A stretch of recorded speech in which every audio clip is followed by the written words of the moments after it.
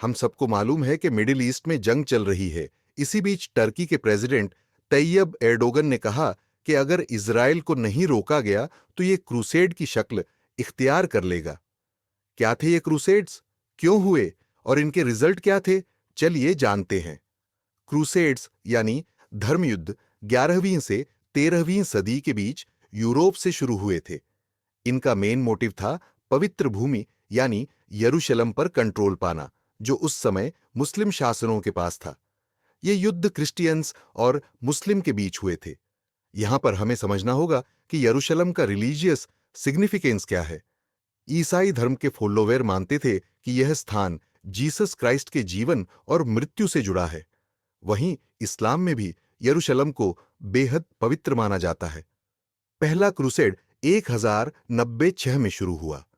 Crusade को lead Europe के कई राजाओं और नाइट्स ने किया। इसमें उन्होंने एक बड़ा मिलिट्री ऑपरेशन शुरू किया और 1099 में यरूशलेम पर कब्जा कर लिया। लेकिन इस विजय का परिणाम क्या था? यरूशलेम पर कब्जा करने के बाद क्रूसेडर्स ने शहर में बड़े पैमाने पर हत्या और लूटपाट की। ये घटनाएं न केवल मुस्लिम के लिए बल्कि यहूदियों के लिए भी बेहद दुखद थी। इसके बाद कुल मिलाकर 8 प्रमुख क्रूसेड्स हुए। हर क्रूसेड का मोटिव यरूशलेम को कंट्रोल करना और इस्लाम को चुनौती देना था। हालांकि ज्यादातर क्रूसेड्स में ईसाइयों को असफलता का सामना करना पड़ा। अंतिम क्रूसेड जो 1291 में हुआ ने एक बार फिर से दिखाया कि यरूशलेम पर पूरी तरह से कंट्रोल बनाना कितना मुश्किल था।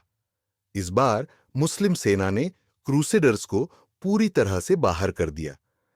क्रूसेड्स को समझना आज के समय में भी इंपॉर्टेंट है, क्योंकि ये हिस्ट्री की एक ऐसी घटना है जिसने मॉडर्न वर्ल्ड के कई पहलुओं को प्रभावित किया है।